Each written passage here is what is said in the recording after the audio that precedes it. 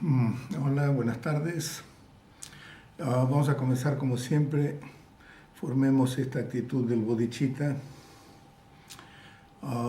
altruista del bodhicitta, dirigida a alcanzar la iluminación para el beneficio de todos los seres.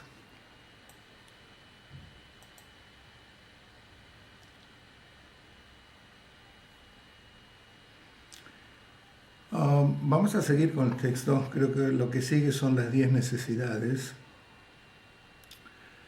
Gope chochune tangpo kieshi jigpe tepa shama shawa tsundongni trupa tavuchik go. Y la traducción es: al comenzar necesitas tener una fe sincera surgida de el nacimiento, del temor al nacimiento, la muerte, como un ciervo que huye de su cautiverio. En realidad, la palabra temor acá creo que no es correcta, debería ser destrucción.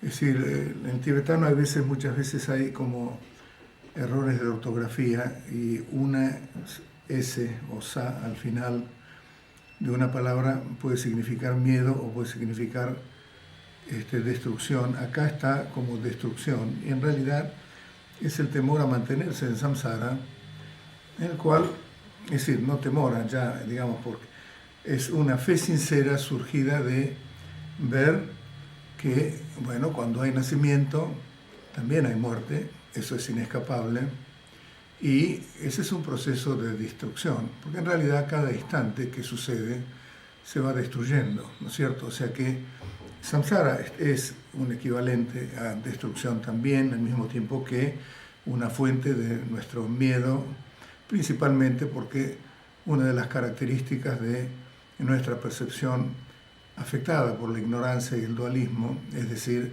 percibir a nuestra experiencia desde un punto de vista samsárico, una de las características, como vimos siempre, es que es impredecible, no podemos controlar los acontecimientos que suceden y por lo tanto eso da lugar a que, bueno, como es impredecible, no podemos confiar en samsara, no podemos tampoco entonces estar tranquilos, o sea que hay un nivel de ansiedad. Pero aparte de eso, en realidad, samsara implica una constante destrucción justamente por la impermanencia, que hace que todas las cosas cambien y entonces, bueno, cuando las cosas cambian, se van destruyendo instante a instantes porque no permanecen iguales todo el tiempo y desde ese punto de vista es un sistema que también implica destrucción. A diferencia de nuestro estado natural, ese estado búdico, no es un estado tampoco, pero digamos que nuestro nivel búdico, que no tiene un principio y no tiene un fin, porque está totalmente incondicionado y por lo tanto está más allá de cualquier tipo de destrucción o de construcción. Nunca fue construido, por lo tanto nunca se puede destruir. Pero en nuestra percepción samsárica, las cosas no son así, porque nosotros vemos que aparentemente las cosas nacen, aparentemente nosotros nacimos, y bueno, y no nos queda otra que morir. Es decir, tarde o temprano, no nos queda otra que morir. Entonces, eso, ¿qué es lo que hace? Que en realidad cuando lo tomamos con mucha seriedad, porque es un proceso inescapable, es decir, es ineludible, es decir, todos vamos a tener que pasar por ese fin y ese proceso. Si lo pensamos realmente y nos salimos de esta burbuja de la fantasía de que somos eternos, eso en realidad nos tiene que hacer ver que, bueno, en realidad nos da como medio terror, digamos que no nos gusta, es una situación que absolutamente no queremos en general, y por lo tanto entonces eso recurrimos al Dharma porque tenemos fe, es decir, ¿se acuerdan de que hay 3 tipos de fe? Una es la fe tipo admiración, que es lo primero que uno experimenta cuando se encuentra con algo que realmente se lo percibe como algo superior, como algo que está dotado de cualidades muy asombrosas y muy atractivas también, como es los seres iluminados, el Dharma, Buda y demás. Y eso, admiración, tiene como una experiencia, una sensación de alegría, por eso que se la llama también la fe de la alegría, ¿no? Porque en realidad tiene que ver con eso. Y el segundo tipo de fe es la aspiración, que uno aspira a lograr ese objetivo, porque bueno, nosotros vemos que en realidad somos también seres humanos, en esencia todos somos un Buda, o sea que no hay ninguna razón por la cual no podamos llegar a vivir desde esa naturaleza esencial, excepto, sí, escollos, obstáculos que son en última instancia temporarios, como por ejemplo la ignorancia, el dualismo, la reificación y todo eso, que afortunadamente no pertenecen a nuestra naturaleza esencial, por eso se los llama como adventicios o temporarios, y al ser así, entonces también los podemos erradicar. Es lo único que nos separa de experimentar y vivir desde nuestra naturaleza iluminada. El tercer tipo de fe es una fe que realmente ya surge por el razonamiento, uno ha investigado, estudiado, reflexionado y demás, y llega a una convicción muy grande, y el tercer tipo de fe realmente da lugar a justamente una actitud de renunciamiento. Esta línea tiene que ver con renunciamiento. ¿Por qué renunciamiento? Porque quiere decir que uno en realidad, así como un ciervo se quiere escapar y huye de su cautiverio, cuando nosotros vemos que samsara es una especie de cautiverio, porque estamos simplemente sometidos por condicionamientos a cosas que escapan a nuestra decisión, al menos cuando estamos siempre operando con este tipo de conciencia dualista e ignorante. Por supuesto que hay una escapatoria y que no es otra cosa, por lo menos en nuestro camino espiritual, que el budismo, el Dharma, Buda, Dharma, Sangha, ese camino que lleva a la liberación. Es decir, que hay una posibilidad de liberarnos. Y es por eso que la renuncia ocurre porque hay una posibilidad de liberarnos, porque si no sería simplemente tirarnos al desarrollar un desencanto y un renunciamiento por la existencia samsárica en la cual estamos en cautiverio. Lo hacemos porque sabemos que hay una posibilidad de escaparnos de ese cautiverio, pero tenemos que recurrir a herramientas especiales. El Dharma es una herramienta, es un método, pero existe el Dharma, eso es lo importante.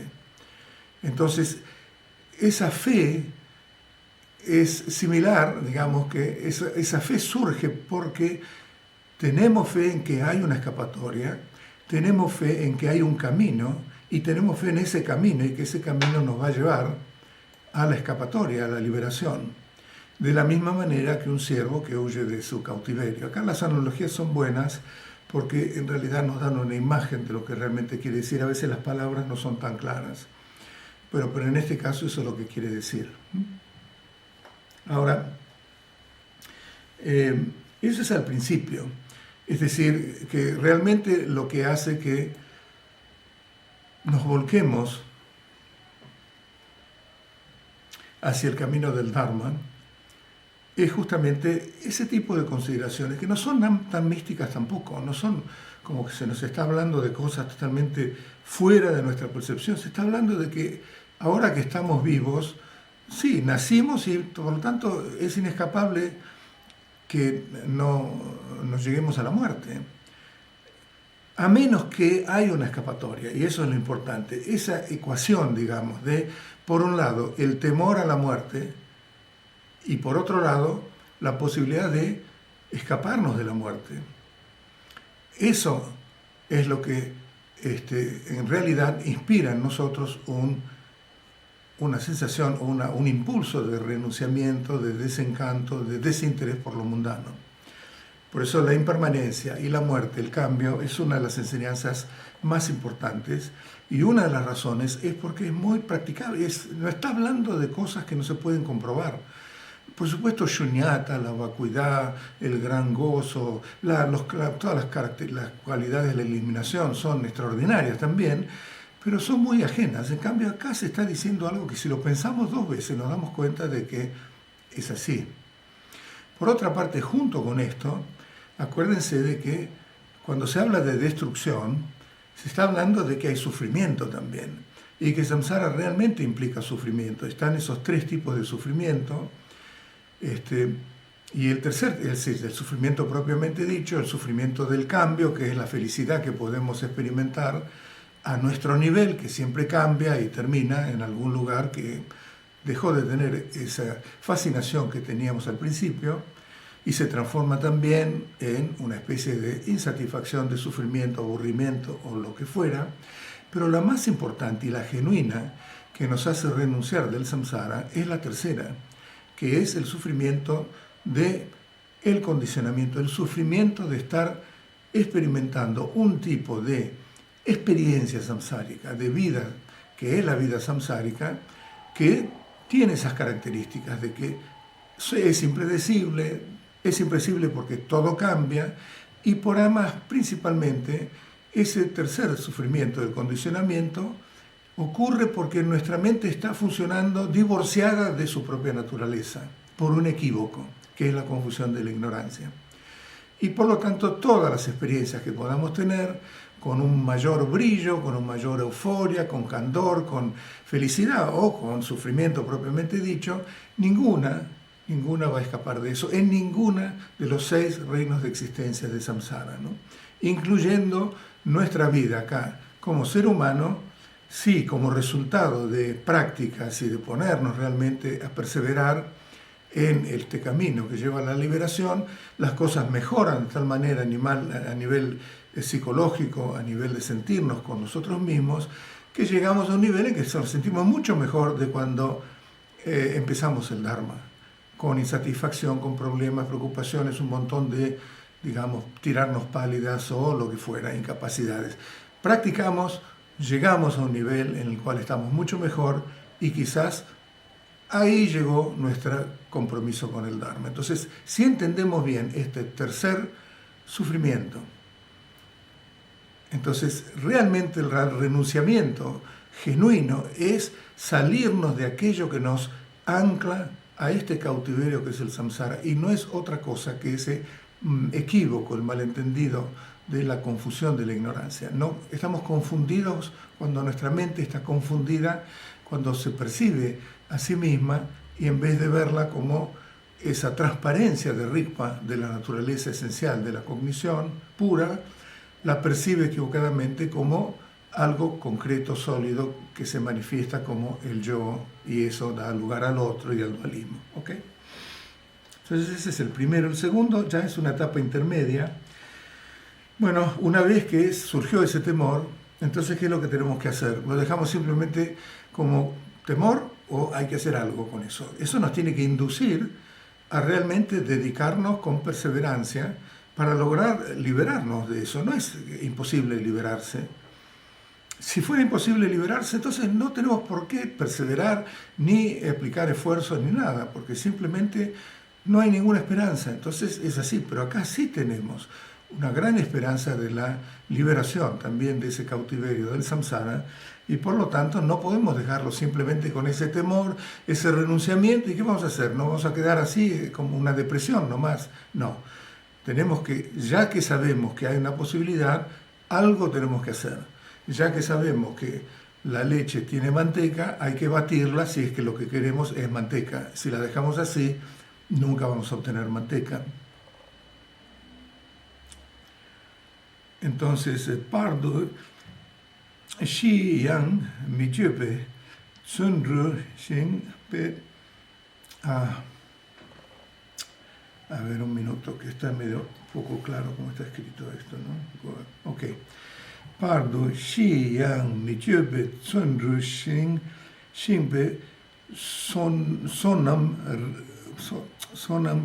rempa tabuchigo, sonam rempa tabuchigo. Sun Rushin. Ahí está, perdón. Shinpe Sonam Rempatabu Shig. Ok, esto es así. Ese era bueno, importa, la analogía.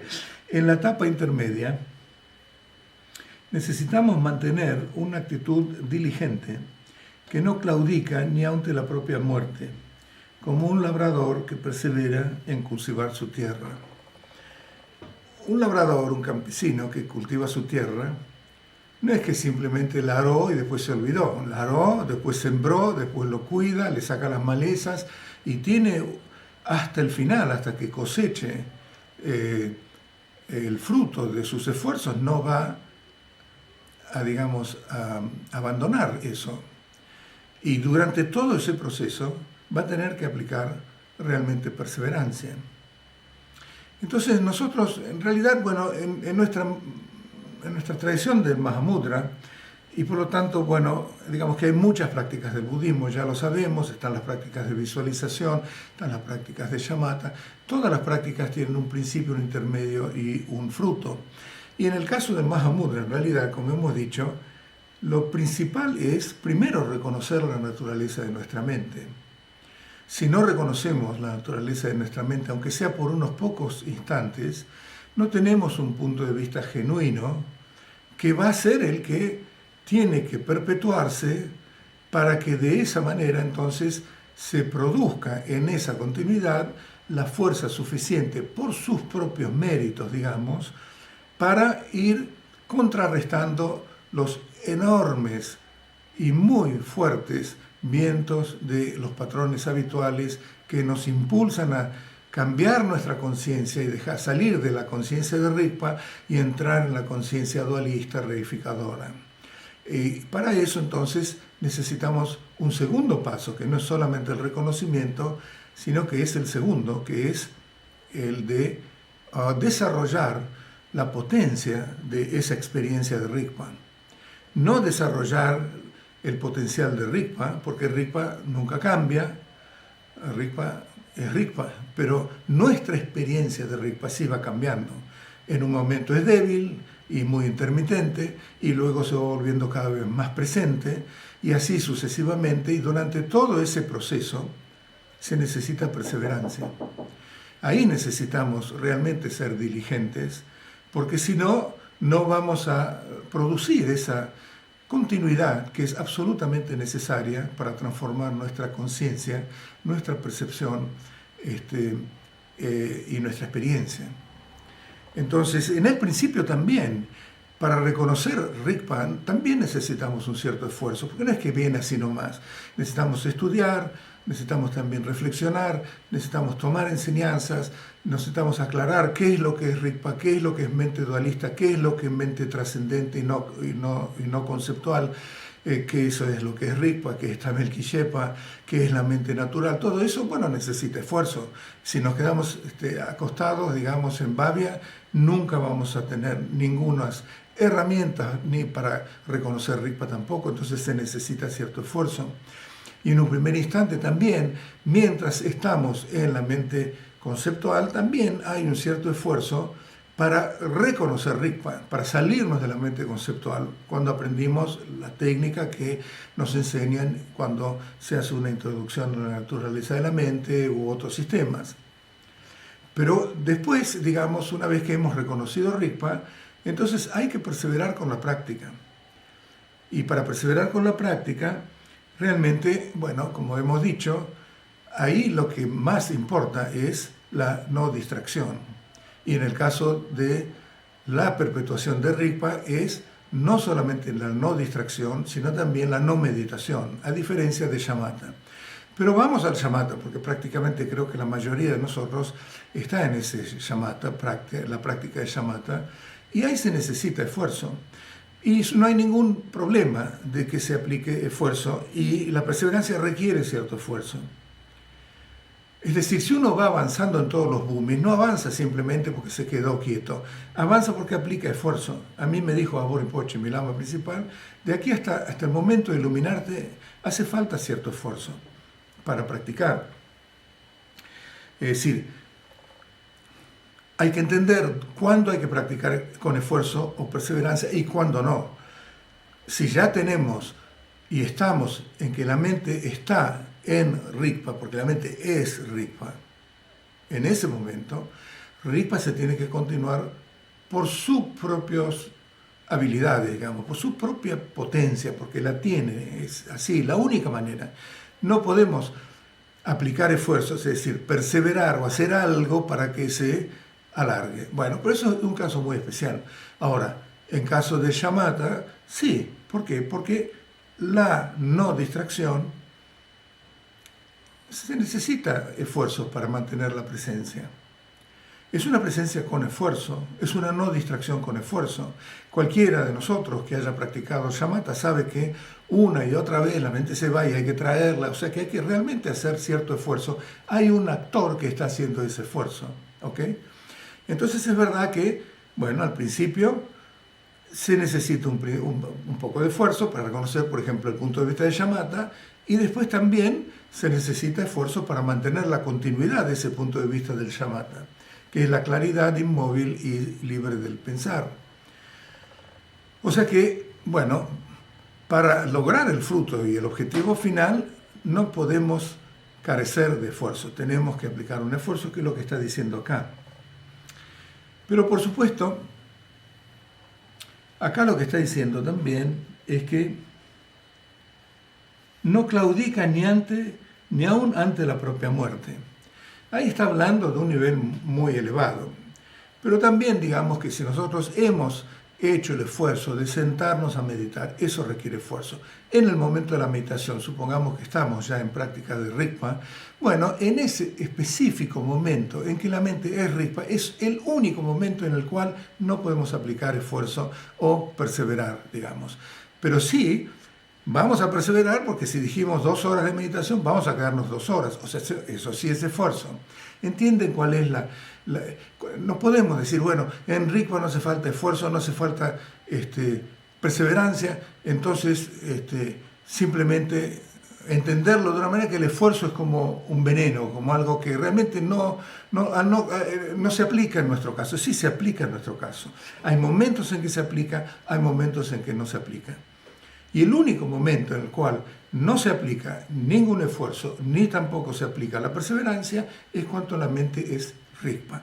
En todo otro momento tenemos que hacer un esfuerzo o para reconocer Rigpa, o para, si no es Rigpa, entonces mantener el estado de shamatha sin apoyo. Pero siempre el esfuerzo, o digamos la perseverancia, es necesaria. Por supuesto que cuando hablo de esfuerzo no implica esfuerzo muscular o una dedicación enorme, una concentración muy forzada, puede ser muy leve, un esfuerzo muy sutil, pero bueno, es igual esfuerzo, es igual perseverancia. Perseverancia y esfuerzo son prácticamente sinónimos. Sin esfuerzo no hay perseverancia. Ahora, ¿qué es lo que está diciendo acá? Aquí dice que cuando uno llega a la muerte, entonces ahí uno no claudica. Es decir, estamos hablando de casos como alguien que ya tiene una continuidad de Rigpa apreciable y por lo tanto cuando llega el momento de la muerte, ahí mismo, en el momento de la muerte, también va a cuidar, digamos, que Rigpa se mantenga presente. Es decir, no distraerse de Rigpa. No distracción, no meditación, pero no distracción es ahí en donde tiene mucha importancia, porque uno puede empezar a distraerse. Por supuesto, cuando uno ya ha llegado al fruto final, que sería la completa estabilidad, ahí no hace falta ni perseverancia, ni no perseverancia, ni siquiera tampoco presencia ni no presencia, porque nunca se deja la continuidad de eso. Si vamos a lo que dijo Milarepa dijo al principio, estaba muy aterrorizado de la muerte. Luego practiqué y al final conseguí el trono real del Dharmakaya y en ese caso ya no tengo ningún miedo a la muerte. ¿Por qué? Porque en realidad, ¿qué es lo que pasa? La noción de muerte está asociada a la noción de nacimiento. Pero todo eso ocurre ¿dónde? En nuestra mente conceptual. Entonces, en esa mente conceptual ocurre la noción de que algo nace, nosotros nacimos. Como es conceptual, en realidad, también en ese nivel nuestra cognición está funcionando viciada por la confusión de la ignorancia. Y en esa conjunción de estos elementos también existe la impermanencia y la noción de tiempo. Es decir, que la noción de que transcurre un cierto tiempo ocurre en nuestra mente conceptual por efecto de la confusión de la ignorancia y porque hay una noción de que algo nace. Como algo nace, hay un cierto tiempo que transcurre, en el cual ocurre una cierta destrucción y finalmente ocurre la muerte, que es inescapable. Esos 4 elementos, es decir, nacimiento, mente conceptual, viciada por la confusión de la ignorancia, y de todo esto surge la noción de impermanencia, que tiene que ver con la experiencia de un tiempo que va transcurriendo. En ese sentido es donde ocurre también la noción de que va a haber una muerte. Pero cuando uno descubre la naturaleza de nuestra mente, es decir, que descubrimos la vacuidad de nuestra propia mente, que la mente descubre su propia vacuidad, y ya se estableció en el Dharmakaya, que es la noción, que es ese estado absoluto de nuestra mente natural. Esa mente natural es, como habíamos dicho, es una de las cualidades de la vacuidad misma. La vacuidad misma se la llama muchas veces la no originación, el no surgimiento, porque no tiene un nacimiento. No es que la vacuidad nace en algún momento, que la vacuidad nace cuando la mente descubre la vacuidad. No. La vacuidad está siempre presente. Lo que eso quiere decir es que en ningún momento no hay absolutamente ningún fenómeno que tenga una pizca mínima de realidad concreta. Eso está diciendo que la vacuidad está siempre, es omnipresente. No tiene ni principio ni tiene fin y tampoco es una cosa. Pero eso es lo que está diciendo, es que entramos en esa dimensión en la cual no hay nacimiento y por lo tanto no hay muerte. Ya entramos en ese tiempo atemporal, por así decirlo, es ese cuarto tiempo que está libre de los otros 3, ¿no? De pasado, presente y futuro, que es el tiempo de la realidad absoluta. Y en ese tiempo, entonces, no hay noción de nacimiento, no hay noción tampoco de muerte, por supuesto, no hay noción tampoco de la confusión de la ignorancia, y la mente conceptual están totalmente ausentes, y por lo tanto, ese es un nivel en el cual uno ha adquirido, por así decirlo, ha logrado el trono, se llama el trono real, digamos, del Dharmakaya, porque de ahí no se mueve más, digamos. Entonces, en ese nivel de trascendencia, recién ahí, entonces, uno ya no necesita perseverancia. Pero hasta llegar a ese nivel, como dijo mi lama, uno necesita perseverar. Y de bhumi a bhumi, cuando ya, por supuesto, que hay una experiencia genuina, auténtica, de la vacuidad, de la lucidez vacua y demás, hasta el nivel final del 10º bhumi, todo a lo largo de eso uno necesita perseverancia. ¿Cuándo es que no se necesita perseverar? Solamente cuando uno ha llegado a obtener el fruto final, que es este trono real del Dharmakaya. ¿Okay? Entonces, en ese sentido, acá dice, una actitud diligente que no claudica ni aún ante la propia muerte. Quiere decir que, Shi Yang Miyepe, quiere decir que uno ahí no tiene ningún tipo de arrepentimiento, no se lamenta de nada, porque realmente, aunque sea la muerte, la perseverancia de sostener la continuidad del estado natural está presente, ¿no? Cómo se sostiene o no se sostiene ya es otra cosa, pero ahí también hay, digamos, el cuidado mismo de sostenerlo en ese momento está presente. Ok, al principio, en la etapa intermedia, ahora vemos al final, ¿no? Tamar, Shiju Mepe, Lodeva, Chawa, Lapchen Simpe, Kiebutabu Chikgu.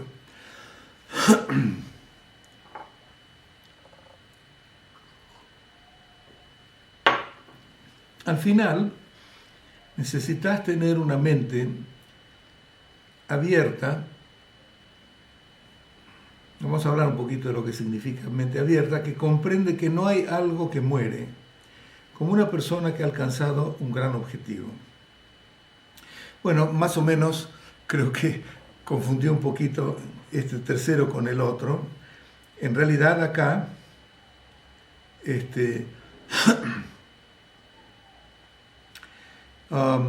cuando realmente nuestra mente experimenta la vacuidad, ahí se da cuenta de que no hay nada que muere, porque no hay nada que realmente nace, que hay una apariencia de nacimiento y una apariencia de muerte, pero es como si fuera una película en la cual el protagonista nace, vive y después muere. ¿Qué pasó ahí? No pasó absolutamente nada. Nadie nació, nadie vivió, nadie murió. Por supuesto que esto es un nivel muy elevado, pero que realmente proviene de ver la naturaleza absoluta de la realidad, en la cual en ese nivel de naturaleza absoluta nada está realmente ocurriendo, aunque en el nivel convencional las cosas aparentemente se nos presenten como que estén ocurriendo en forma real. Pero eso es solamente debido a que nuestra percepción es la percepción de la confusión.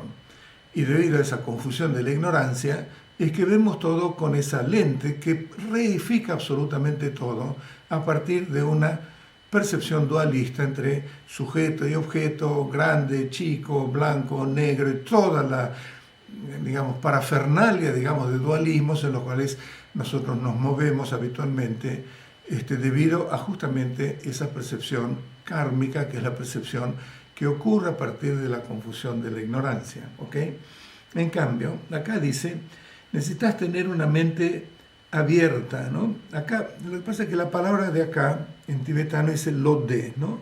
Deo en realidad quiere decir felicidad, gozo, quiere decir un montón de cosas, éxtasis, gozo, felicidad, pero también significa sentirse bien.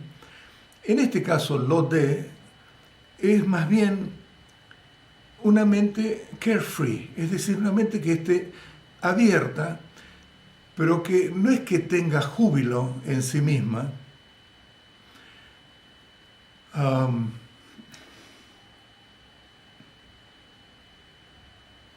que comprende que no hay nada que muere. No es que entonces está llena de júbilo porque comprende que no hay nada que muere. No, simplemente está totalmente abierta. Es decir, que ahí se junta también otra palabra que se llama Longyang, Loyang y Lo-de, ¿no? Lo-yang quiere decir abierta, Lo-de quiere decir como bien, se siente bien. Pero ¿qué es lo que eso quiere decir? No es que esté jubilosa, acá literalmente se lo podría traducir como la felicidad mental que se tiene cuando se descubre que no hay nada que esté muriendo, pero no es así. En realidad Lo-de en este caso es más bien como una mente que está carefree, está abierta, bueno, descubrió que no hay nada que pueda morir, porque no hay nada que realmente nace, y entonces en esa apertura enorme, ilimitada de la mente, digamos, está abierta a experimentar cualquier cosa. Y eso es lo más importante. Es decir, si viene la muerte, no pasa nada, porque uno está percibiendo completamente y experimentando que no hay nada que está muriendo. Y entonces uno no pierde esa sensación de que está bien. Ahora, esto es distinto que decir que mi mente está feliz, porque entonces quiere decir que hay una felicidad, está ocupando, digamos, en vez de estar abierta así, está llena de una experiencia de felicidad. Y eso ya automáticamente implica un dualismo, ¿entienden? Es una cosa un poco sutil que viene de la traducción, pero en realidad es lo que quiere decir. Lo importante acá es que estamos hablando que al final uno ya no está con que la mente ya está feliz, ¿no? Sino que está abierta. Ahora, ¿cómo se logra esa apertura de la mente? Ahí viene el asunto de por qué estamos en el budismo, ¿no? ¿Estamos en el budismo para buscar la felicidad y para evitar el sufrimiento? Desde un punto de vista sí, al principio, pero realmente no podemos seguir todo el camino así. Porque realmente lo que más importa no es lograr la felicidad, lo que más importa es ser totalmente libres, inclusive de la noción de felicidad y por supuesto de la noción de sufrimiento. Y eso es totalmente asociado con encontrar la verdad, cosa que al principio quizás no sea muy clara, porque lo que nos hace estar interesados en el camino budista es el primer punto, ¿no? que tiene que ver con el sufrimiento, que tiene que ver con el terror a esta destrucción que significa estar en el cautiverio del samsara, al nacimiento, a la muerte, a todos estos cambios y demás, y eso sí que es sufrimiento. Entonces al principio sí tenemos sufrimiento, pero en realidad eso tiene que ir cambiando durante el camino, porque nuestro impulso y nuestro objetivo no puede seguir siendo constantemente lograr lo de, literalmente, una mente feliz. No, no es eso. Lograr la liberación de la ignorancia, la liberación de los condicionamientos, lograr la liberación de nuestras kleshas. Mientras tengamos kleshas, sí que tenemos que aplicar perseverancia. Mientras tengamos emociones aflictivas, de odio y todo lo demás, por supuesto, cuando estamos meditando, ahí tenemos que aplicar cierta perseverancia, tenemos que aplicar una cierta atención. Cuando surge en nuestra misma meditación también puede surgir cualquier tipo de klesha, ¿no? De aflicciones, y bueno, o tenemos obstáculos, o también nos quedamos dormidos, o también tenemos opacidad, o tenemos también una mente incontrolable. Bueno, ahí necesitamos aplicar perseverancia, ¿no? Volvemos al segundo. Pero realmente acá estamos hablando del final. Y en el final, en algún momento, en realidad, tenemos que ir a la raíz misma de lo que es felicidad o lo que es sufrimiento. Y la raíz misma es justamente no ser libre. No ser libre quiere decir no conocer la verdad, porque lo único que nos puede darnos la liberación, la verdad, es conocer la verdad, porque conocer la verdad destruye justamente al ancla que nos mantiene en ese cautiverio, que es la ignorancia. La ignorancia se disipa en el momento de la verdad. En ese momento de la verdad, realmente es cuando hemos encontrado la liberación. Por eso lo que dice el Dalai Lama siempre se aplica acá. Es decir, y lo que está diciendo él, ver que nada está muriendo. Ahí estamos de muerte, todo el tiempo la muerte, ¿no? Principio la muerte, el miedo, después afrontar la muerte justamente habiendo mantenido una actitud a partir de nuestra práctica que en realidad en el momento de la muerte no se arrepiente, sea un nivel más o menos menor, porque puede mantener un nivel de paz, porque sabe que ha llevado una vida muy virtuosa o lo que fuera, y al nivel mayor, justamente como Milarepa, bueno, entonces ahí eso sería el cosa. Y al final de todo sería esto, es decir, nadie muere porque nadie ha nacido. Entonces, ver que nadie está muriendo, ese es el pico, es la cumbre, digamos, la cúspide de justamente la liberación.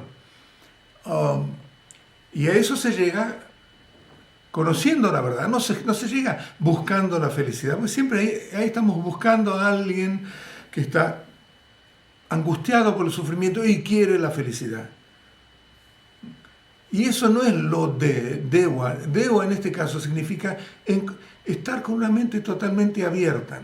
Cuando uno tiene esa mente abierta, que se logra únicamente cuando esa mente no ha reificado su propia naturaleza en un yo, sino que es constantemente consciente de su propio espacio de la vacuidad, que es ilimitado. Esa es una mente abierta.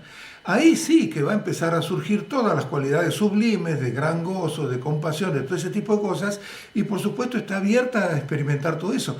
También está abierta a experimentar renunciamiento, también está abierta a experimentar compasión, es decir, no es que esté abierta solamente a experimentar el bienestar y la felicidad. No, lo más importante es que está carefree, está totalmente espontáneamente abierta a que ocurra lo que ocurre, puede ocurrir lo que fuera.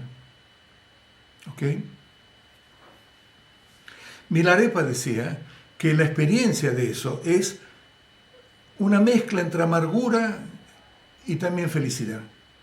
Felicidad por saber que justamente uno está viendo que las cosas, no hay nadie que está muriendo, pero también tiene un toque de amargura al ver que hay tantos infinitos seres que todavía no perciben eso y por lo tanto siguen anclados en tomar al sufrimiento como real, al nacimiento como real, a la muerte también como real. O sea que esa es la mente carefree, que también puede acomodar una sensación de amargura en esa sensación de bienestar, de ver la verdad. también hay un poco de amargura, hay compasión, hay renunciamiento, hay otras cosas que no significa que sean completamente el éxtasis o el gozo o lo que fuera. ¿Ok? O sea que en este caso mente abierta es una buena traducción.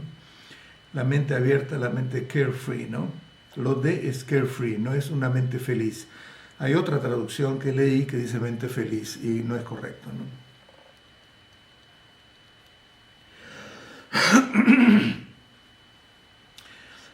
Al comenzar necesitas advertir que no hay tiempo que perder, como alguien que ha sido herido en el pecho por una flecha.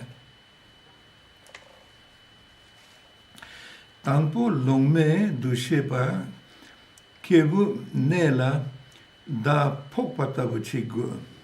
Cuando alguien recibe un flechazo y está herido de la flecha, entonces no hay tiempo que perder. No se va a poner a discutir ahí cuándo nació Samsara, cuándo no, qué es lo que hay que hacer, qué voy a hacer mañana. Bueno, esto lo dejo para mañana porque total, sé que si tomo un antibiótico no se va a infectar y mañana voy a un médico. No. ¿Qué es lo que uno hace? Lo antes posible se va a sacar la flecha y después se hará todo tipo de curas, pero la flecha hay que sacarla. Bueno, lo mismo ocurre con nuestra práctica, ¿no? Esta cuestión de posponer nuestra práctica, de dejarla para otro momento y demás, eso en realidad quiere decir que no tenemos una conciencia muy fuerte, muy asentada de la fragilidad de nuestra existencia. Es muy frágil, somos muy vulnerables. La idea de que no somos vulnerables es ficticia, realmente estamos en esa burbuja ficticia, falaz, de que somos eternos, de que por ahí vamos a vivir varios años más y que mañana podemos practicar. ¿Quién puede asegurar eso? ¿Quién puede asegurar de que mañana en la noche no tengamos una muerte súbita, por ejemplo? No quiero asustarlo, pero estamos hablando del Dharma y el Dharma realmente es ver las cosas tal cual son. ¿Acaso no hemos oído de gente que de pronto estaba muy bien y a los 3 minutos cayó, pum, fulminado por un ataque masivo al corazón? ¿Cuántas veces lo hemos oído?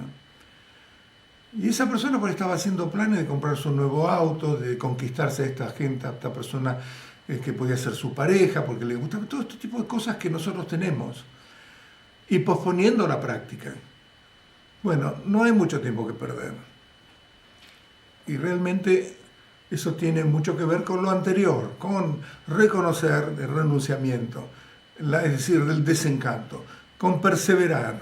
Perseverar tiene que ver con esto también, es decir, no podemos posponer nada porque es como el tipo que de pronto recibió un flechazo, lo que quiere es sacarse el flechazo lo antes posible, ¿no?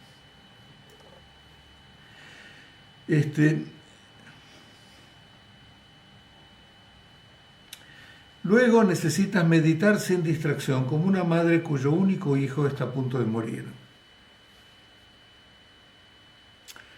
Pardo, yen medo gompat puchik po shiwe ma puchikgo,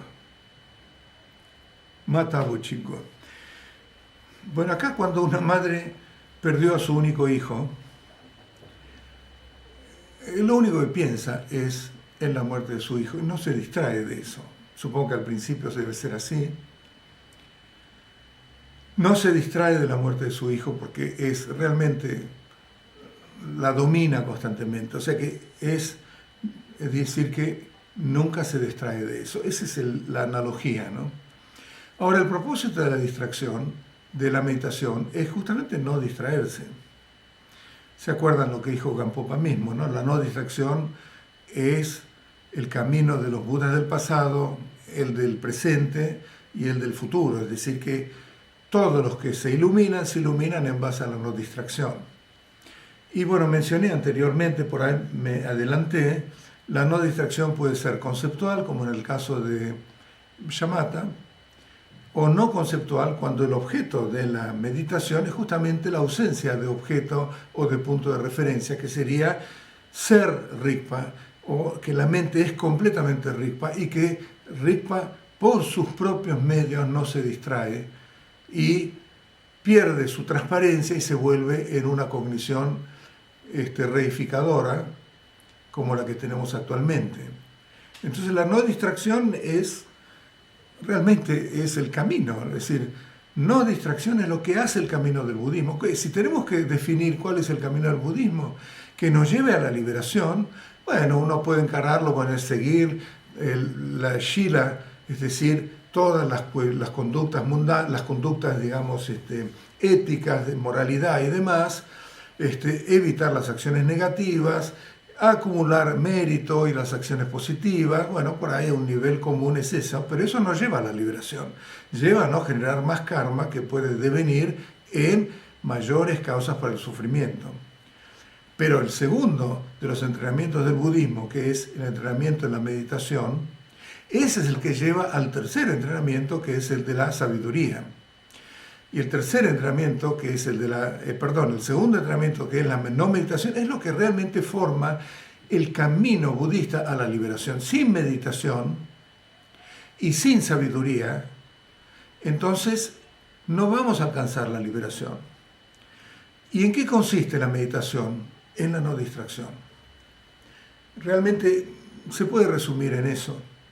Uno puede estar con la postura de 7 puntos, inmóvil durante 3 horas y estar pensando en lo que va a comprar cuando se levante, lo que le dijo y que no tendría que haberle dicho, mientras que una persona por ahí está lavando los platos, pero en cierta manera se puede decir que está meditando. Justamente la diferencia es distracción en un caso y no distracción en el otro.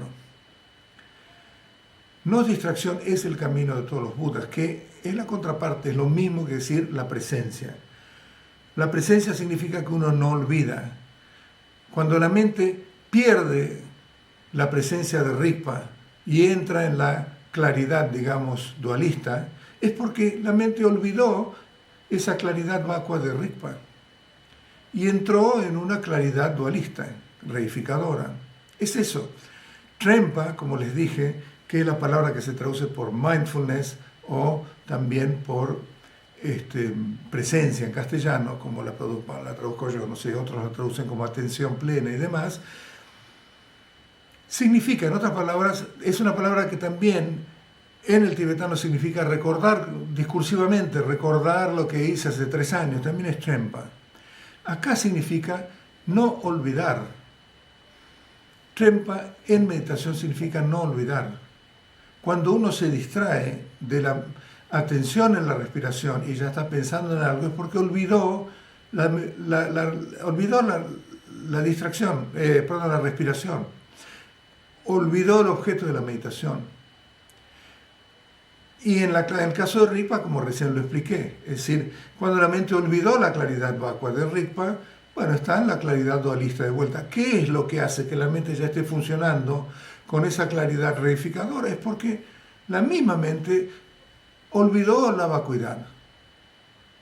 O sea que trempa y distracción son realmente opuestos. La no distracción y trempa son sinónimos. La distracción y trempa son mutuamente excluyentes. Cuando hay distracción, uno perdió trempa, uno perdió la presencia mental. Entonces acá está diciendo que nuestra práctica la tenemos que hacer sin distracción. La analogía es buena, es decir, una madre que ha perdido a su hijo único no deja de pensar o de recordar eso. Es decir, que nunca olvida, desde que se levanta hasta que se va a acostar, no olvida, por el dolor que tiene, la muerte de su propio hijo único. Por supuesto es una exageración, pero es muy claro. Y un practicante, en realidad, cuando está en el camino, no debe olvidar justamente el punto de vista de su práctica, sea shamatha, sea vipassana, tanto en la meditación formal como en la actividad cotidiana. ¿Ok? Al final, bueno, acá dice meditar sin distracción. Bueno, está refiriéndose más bien a la meditación formal, ¿no? Pero por supuesto después también está mantener ese punto de vista en la vida cotidiana. Al finalizar, necesitas reconocer que no hay nada para hacer, como un ordeñador cuyo ganado ha sido dispersado. Tamar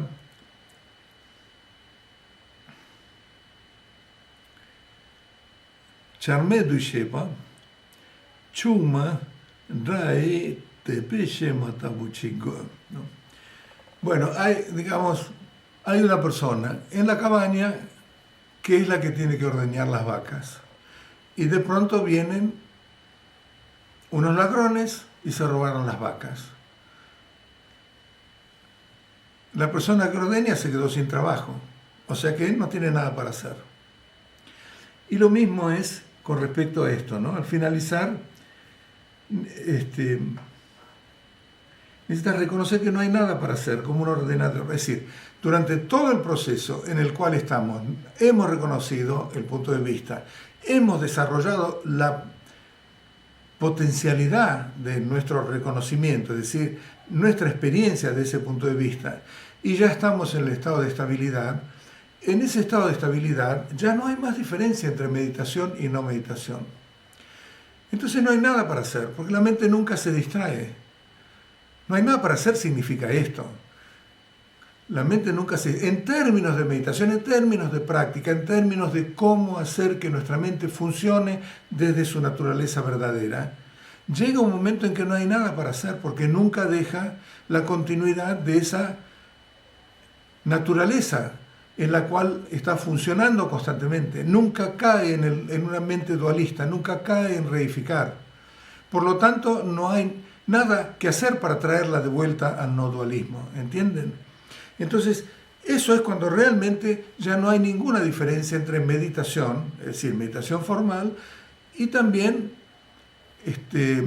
nuestra vida cotidiana, en términos de la continuidad de nuestra mente. Por supuesto que cuando hemos llegado a eso, nuestra vida cotidiana va a estar imbuida completamente por la compasión, la empatía, el amor altruista y todos esos emociones, digamos, que surgen, que son genuinas, que justamente por la mente estar constantemente en esa infinitud, digamos, de su propio espacio de la vacuidad, eso ha abierto las puertas para que surjan todas esas cualidades sublimes del estado iluminado o búdico, y por supuesto que ahí sí hay mucho que hacer.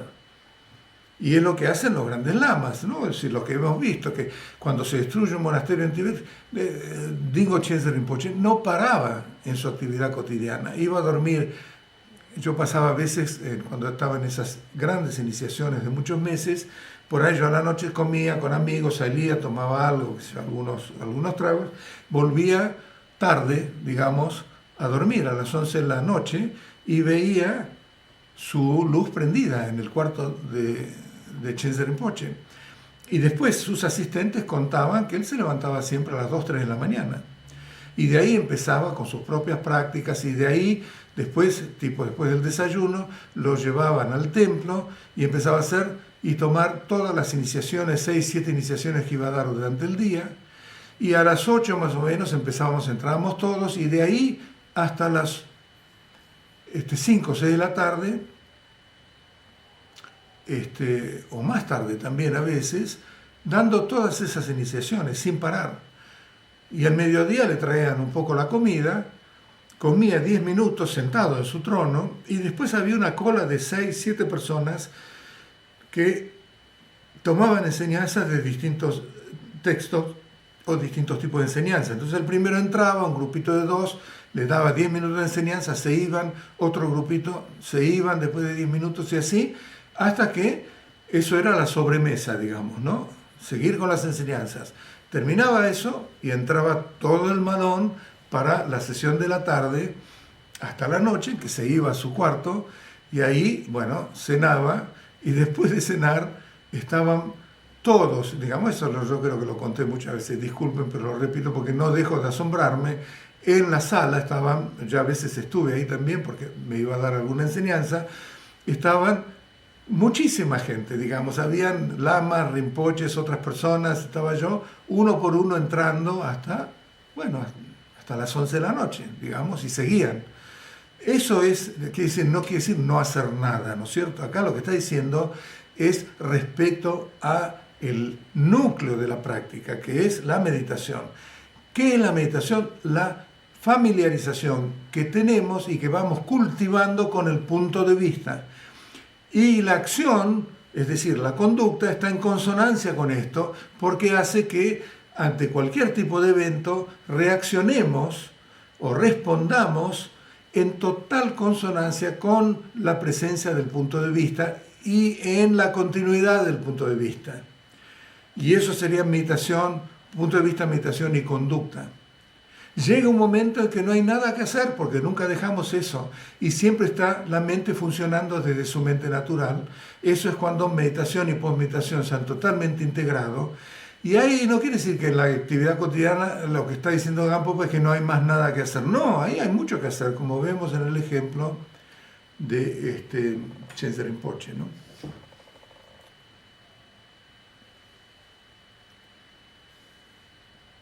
Bueno. Yo les comenté a veces, volviendo a esta gente que muere y que no tiene ningún tipo de temor a la muerte, ¿no? Como yogis que yo he visto, yo los conocía porque los veía mucho. Anjan, por ejemplo, en Tashillon, que yo les conté, estaba muy enfermo, y Amtin, que era otro yogi, muy amigo de él, colega, fue a verlo, digamos, ya casi al final. Ya Anjan no podía hablar, pero le preguntaron cómo se sentía, y él hizo con la mano, bueno, mostró, digamos, 3 dedos, y dijo, en este no, en este no, en este no. Y finalmente, bueno, se fue Antin, y estaban contentos, Antin y su asistente, de que iba a vivir 3 días más. A las 3 de la mañana murió. Es decir, que hay una completa apertura. Hay una historia también, es decir, me olvidé decirlo en el momento de la muerte, pero no quiero dejar pasarla, que cuentan mucho en Tashillon. En Tibet, los Togden, que son una joya de Tashillon y de ese linaje Rupa Kayo, ahora hay 18 de ellos en 2 centros de retiro, actualmente en Tashillon, y están haciendo retiros de por vida directamente. O sea que hay 9 y 9, una cosa así, de yogis jóvenes que están en ese camino. Pero esto, bueno, cuenta de los yogis de Tashillon, no de Tashillon, que sería de Kampagar, digamos, en Tibet. Y uno de ellos también, hay una historia que se cuenta mucho, de alguien que estaba bastante bien en realidad, pero le dice a su alumno, lo que fuera, el asistente que tenía, que dice que va a morir, a la mañana va a morir. Y era raro porque no estaba mal, no estaba enfermo. Pero dijo, sí, voy a morir a la mañana. Entonces le digo, bueno, pero ¿qué es lo que quiere que hagamos? Yo quiero tomar yogur, le dijo. Ahora, les dijo eso, quiero tomar yogur a las 5 o 6 de la tarde. En Tibet, así como en Tashillon, pero en Tibet más, las chozas, o digamos, los lugares de retiro de los yogis, estaba arriba de todo, mucho más arriba que el monasterio. Y entonces, bueno, el asistente pensó, bueno, pero ¿cómo voy a hacer? Porque en general, en la India y en Tibet, siempre el yogur, que es que disminuye, cuando uno toma yogur, porque es algo fermentado, disminuye el calor del cuerpo. Y entonces se toma a la mañana, en realidad no se toma mucho a la tarde. Y casi seguro que se terminó el yogur en las casas porque se lo tomaron. Y es lo que pensó el asistente. Fue y le costó mucho, 3 horas para bajar, conseguir el yogur que alguien que tenía, y 3 horas para subir, pero finalmente subió.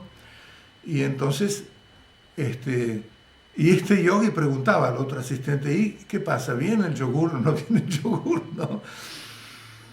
Y entonces finalmente viene el otro asistente con yogur y se lo dan. Y entonces él tomó el yogur y se sentó y dijo, bueno, tráiganme, ya eran como las 2 de la mañana más o menos, tráiganme un hábito que tienen amarillo, que es parte de, era monje, ¿no? También, le pusieron el hábito amarillo y a las 2 de la mañana murió. Esas muertes no se pueden comparar con nuestras muertes. Eso es exactamente lo que está diciendo Gampopa, ¿no? Es decir, cómo se afronta la muerte cuando una persona está totalmente ya funcionando desde ese nivel trascendente, ¿no? Bueno, hay otras historias que por ahí cuento en otro momento, ¿no?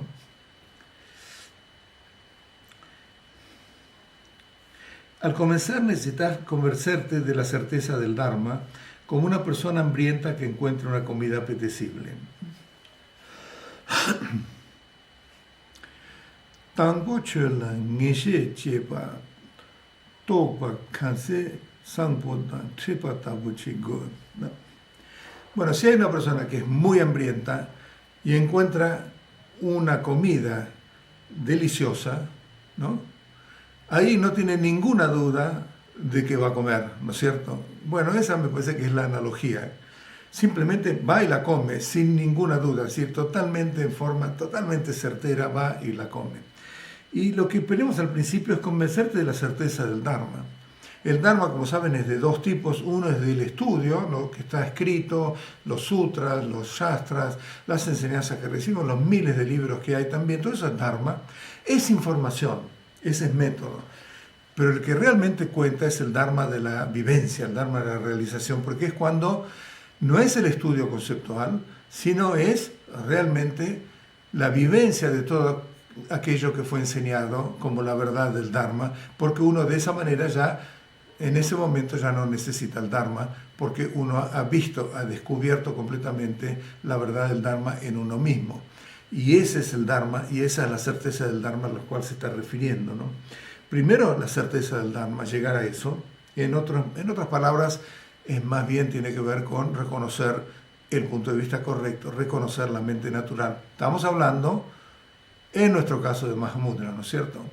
En otro caso, en realidad, bueno, cuando uno encara la certeza del Dharma desde el punto de vista también de estudio y discursivo, como están los grandes institutos, ¿no?, de filosofía monásticos, entonces ahí empieza con muchísimos conceptos y desarrolla, investiga lo que dijo Nagarjuna y así va haciendo debates y puliendo todas las dudas, sacando todas las dudas, resolviendo todas las dudas a nivel conceptual, intelectual, hasta que finalmente, bueno, entran en la experiencia directa, que es, digamos, el Dharma de la realización, de la vacuidad de la mente, de la vacuidad de todos los fenómenos para un nivel de vivencia completa. Eso es la certeza del Dharma, ¿no? Al principio se logra eso. Luego necesitas alcanzar la certeza en tu mente, como un luchador que ha alcanzado su joya. Bueno, acá es...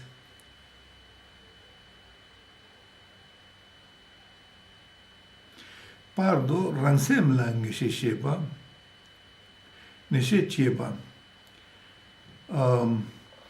gieki norbu niepatavo chingo, ¿no? Acá, bueno, acá dice, yo no sabía eso, pero en las notas dice que en la antigua India se decía que los luchadores siempre tenían una joya que les traía suerte, ¿no? Entonces dice, luego necesitas alcanzar la certeza en tu mente como un luchador que ha alcanzado su joya. Es decir, una vez que tiene la joya, entonces ahí tiene esa certeza de que puede luchar y que puede vencer, ¿no?, en la lucha.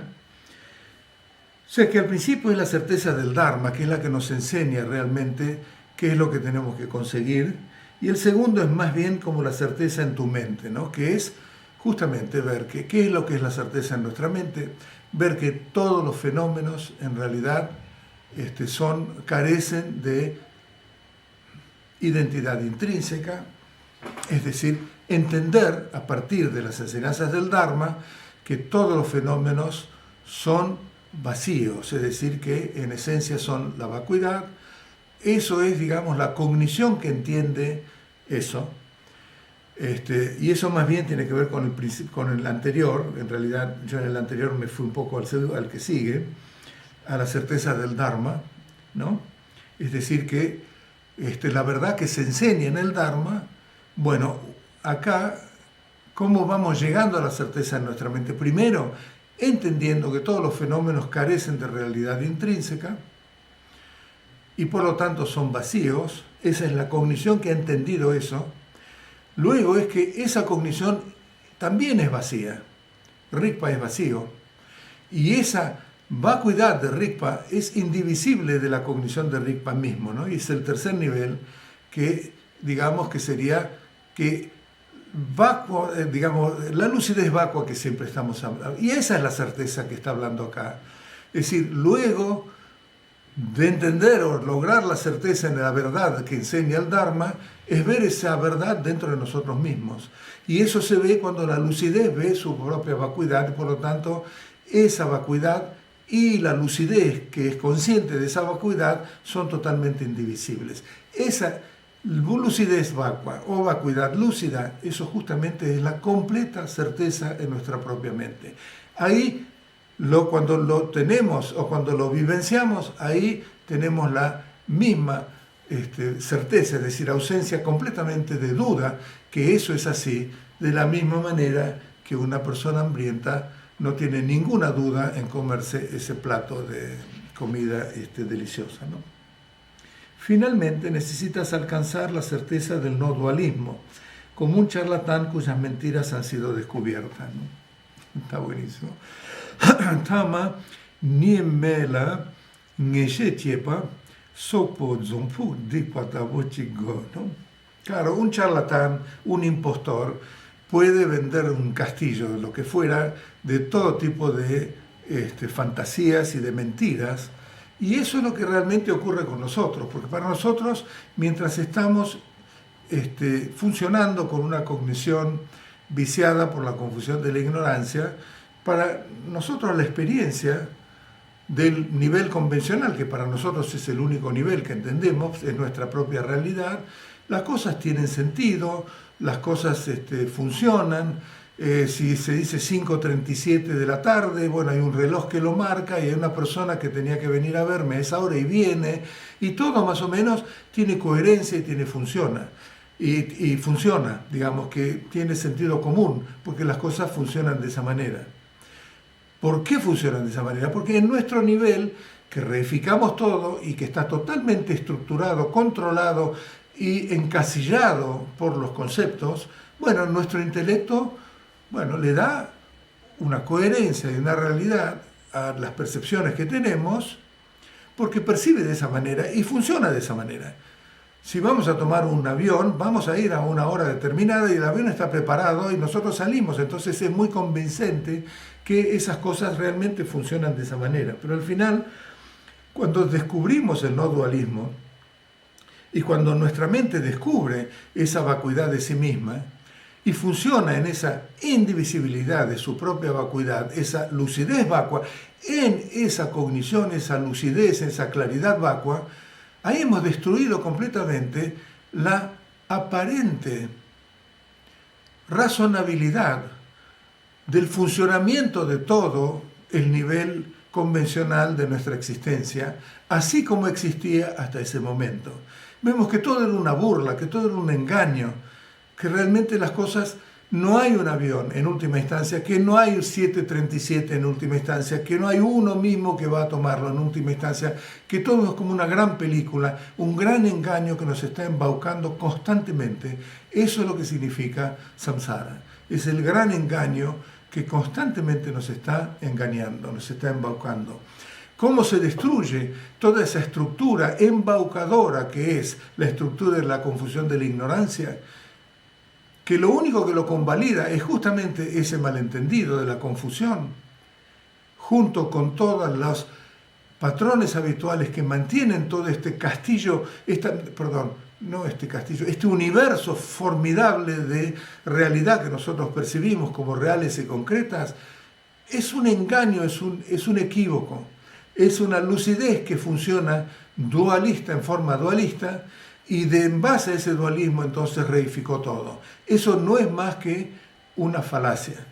Cuando descubrimos por experiencia directa que la lucidez no es dualista y que ahí deja de reificar, y en ese momento todo ese castillo totalmente de naipes, por así decirlo, que había construido nuestra cognición samsárica, se desarma, se desmantela, se desploma. Y justamente es así como un charlatán cuyas mentiras han sido descubiertas. Hemos visto en ese momento que todo fue un gran engaño, que todo fue una gran mentira, que todo fue simplemente una fantasía enorme que nos ha embaucado desde tiempos sin comienzo en estas vidas en samsara, ¿no? Finalmente es te konanila kota chuba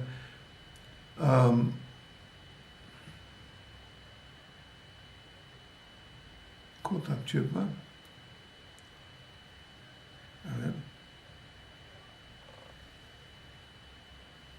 ok, sí, perdón.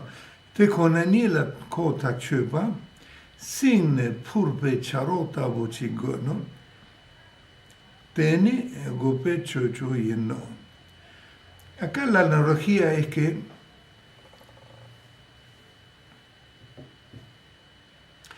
creo que acá tiene que ver, me parece que un cuervo que dejaba un barco era un signo, según leí, un signo en la navegación, en otras épocas que no existían otros radares y otro tipo de cosas, un signo de que un pájaro, digamos, o en este caso está diciendo un cuervo, que estaba en el barco y que navegaba con el barco, a veces salía, volaba y volvía al barco.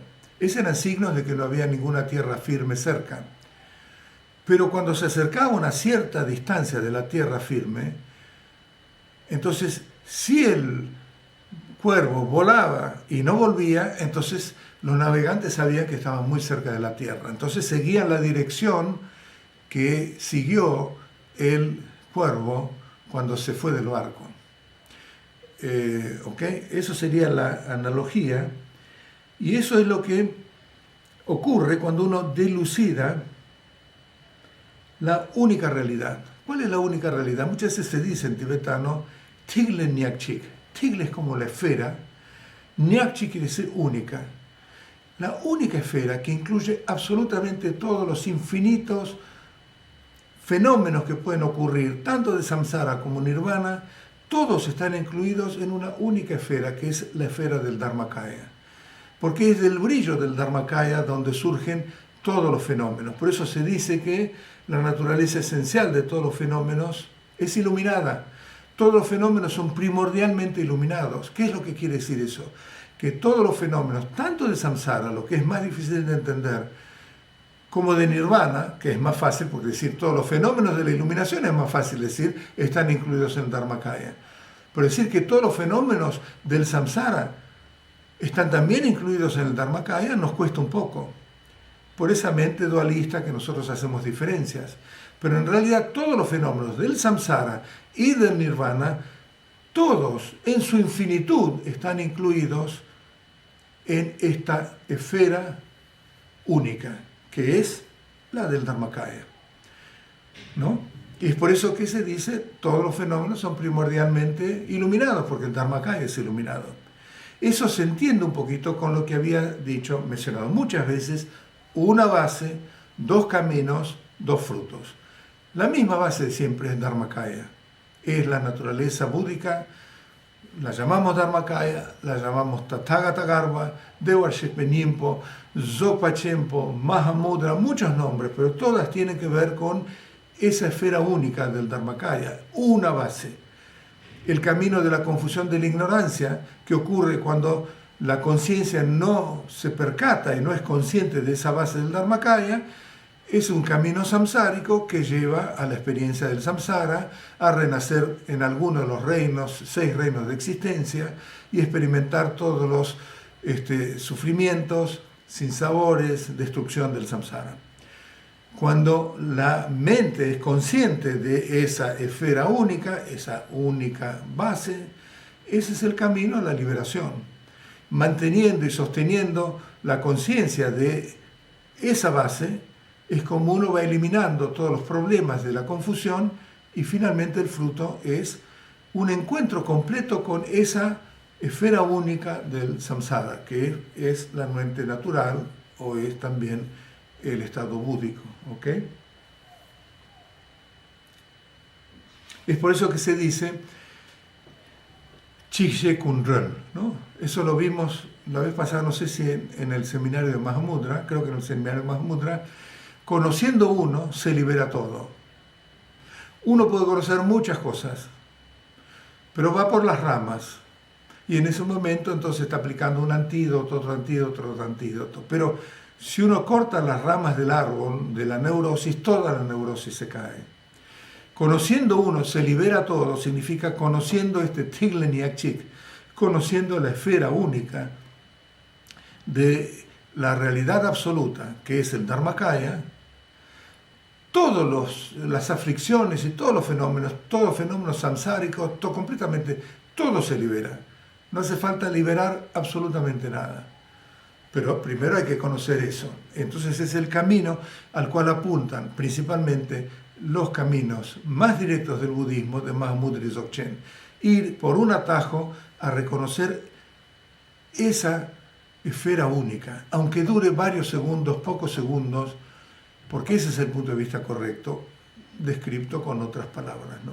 Si se conoce eso todo, y somos capaces de sostener la presencia de eso, después todos los fenómenos samsáricos se van a ir liberando, nuestros propios fenómenos, ¿ok?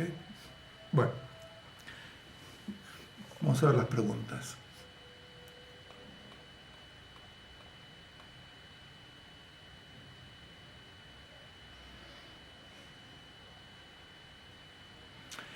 En realidad no hay nacimiento, permanecemos en el útero de la Divina Madre. Los demás es como un sueño o una película. Tal vez se justifica lo del temor a tomar la película en serio. Bueno, eso es bárbaro, sí. Es decir, no sé bien, vos llamás la Divina Madre a la Prajna Paramita, que digamos es esta esfera única del Dharmakaya, o digamos justamente el Dharmakaya es la sabiduría que percibe el Dharmadhatu, que sería el espacio absoluto del cual surgen todos los fenómenos, es un sinónimo del Dharmakaya. Y si eso es lo que vos te querés referir por la Divina Madre, sí, cuando uno es consciente y la mente es consciente de su propia naturaleza, de esta prajna paramita, digamos, la sabiduría perfecta o trascendente, en ese espacio, claro, ahí sí, no hay nacimiento, no hay muerte, no hay tampoco sufrimiento, no hay felicidad y todo lo demás. Hay una cosa que tenemos que entender claramente, es que uno de los errores más grandes que podemos cometer es mezclar realidad, o digamos, verdad relativa o convencional con realidad absoluta. Porque entonces se pierde un poco la perspectiva y en realidad podemos cometer un enorme error. Si estamos ya en la realidad absoluta, entonces sí, toda la realidad relativa se presenta como un sueño, como una película y todo lo demás, y uno la percibe como tal. Pero si no somos conscientes de la realidad absoluta, entonces todo esto de la Divina Madre y de que lo demás es un sueño, una película, y el temor de perder la película y todo lo demás, todo eso es información que nos dan, pero no es una vivencia nuestra. Entonces, tenemos que ser claros con respecto a eso. Si es simplemente una comprensión meramente intelectual de que todos los fenómenos son como una película, bueno, eso nos ayuda mucho. Pero no significa que hemos descubierto la verdad absoluta de todos los fenómenos, a la luz de la cual entonces sí se percibe en forma directa que todos los fenómenos son como una película. Entonces, yo diría de ver muy bien, de no mezclar las dos verdades, porque en la verdad relativa, y mientras estemos en la verdad relativa, tenemos que respetarla. Y cuando estamos en la realidad absoluta, vamos a ver también la realidad relativa como una película, pero también la respetamos por lo que realmente es. Lo que decía ¿cómo se llama? Guru Rinpoche: mi visión es elevada como el espacio, pero mi respeto por la realidad relativa es minuciosa como un grano de harina. Porque si no, entonces uno entra en un montón de posibilidades de error. Yo no digo que uno esté en ese error, pero si uno toma entonces, sin vivenciar la realidad absoluta, uno se respalda en la comprensión intelectual de la realidad absoluta, en ese marco puede entrar en creencias erróneas. Como entonces, bueno, entonces no hay ego, no hay bien, no hay mal. ¿Para qué me voy a cuidar de una conducta ética? Pues tampoco hay karma, porque el karma es ilusorio, es como una película, el yo es ilusorio, el bien es ilusorio, el mal es ilusorio, y entramos en esa posibilidad de no ver la realidad relativa de acuerdo con el nivel de percepción que nosotros tenemos, ¿ok? Entonces yo diría de cuidarnos mucho y de no dejarnos confundir al mezclar estas dos realidades, ¿no?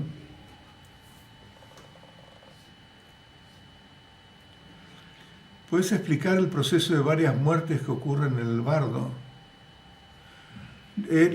No lo puedo explicar, simplemente puedo mencionar que se dice que cada 7 días, es decir, cada semana, esa conciencia del bardo revive el momento de la muerte con todo lo que se ha sufrido en ese momento. Por eso cuando se hacen puyas, por ejemplo, si uno pide 7 semanas, entonces cada 7 semanas, el día que corresponde al 7.º día, se refuerzan las puyas. Y después de las 7 semanas, el día 49, se hace una puya más importante, simplemente para asistir esa mente a que en revivir en el momento de la muerte tenga alguna posibilidad también de salirse. Pero no te puedo explicar por qué es así. Es lo que dicen las enseñanzas. ¿Por qué 7 días? ¿Por qué 49 días? No, la verdad es que no lo sabría explicar. Debe haber alguna razón, pero no la conozco.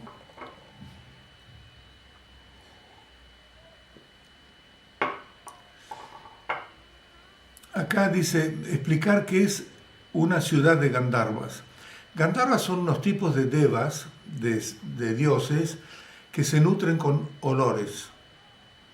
Y bueno, la ciudad de los Gandharvas es eso, ¿sí? Se nutren de los olores. Son como seres bastante, bueno, para nosotros son transparentes, y bueno, qué sé yo, esa es lo único que sé de la ciudad de los Gandharvas, es esa, ¿no? Trimetronquier se llama.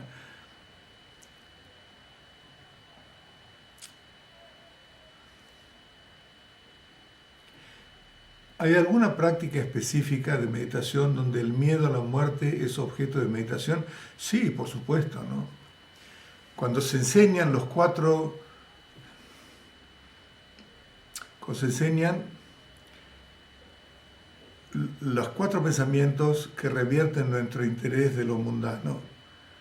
Y el primero es que tenemos esta existencia humana, que es espectacular, en conexión con el Dharma.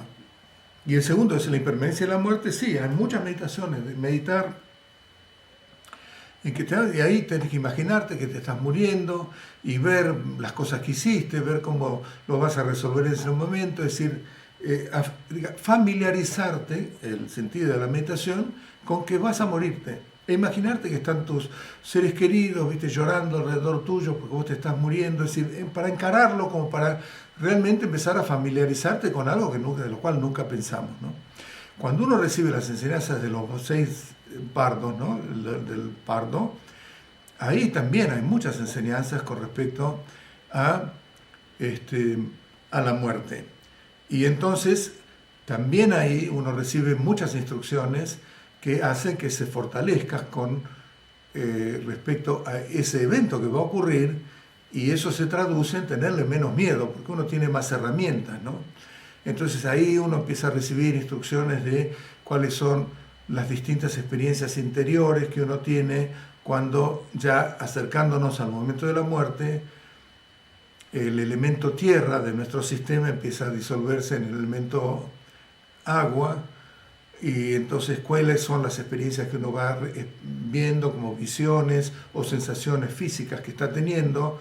Luego, cuando el elemento agua se está disolviendo en el elemento fuego, y también entonces las experiencias que uno tiene, y así sucesivamente. O sea que si uno se entrena y hace una sesión específica de acuerdo con esas instrucciones, imaginarse en el momento de la muerte, imaginarse cuando estos 4 elementos se van disolviendo uno en el otro y finalmente se disuelven en la conciencia. Bueno, a nivel conceptual también familiarizarse con eso y con esas experiencias, de tal manera que cuando efectivamente eso ocurra, y si es que uno muere de una muerte natural, si uno muere en un accidente es más difícil, pero uno muere en mente natural y tiene una mente clara, puede ir reconociendo, ahora sí que va a ocurrir la muerte.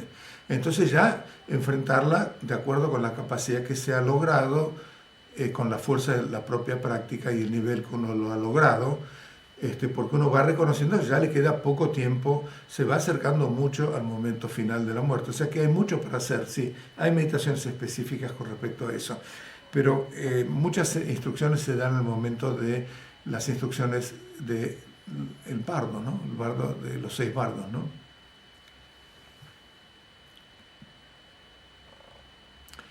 Yo pensaba que cuando en el budismo se habla del punto de vista, se refería al conocimiento intelectual del Dharma, al estudio de las escrituras, etc.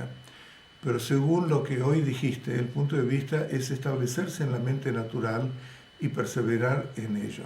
Sí, todo tiene punto de vista.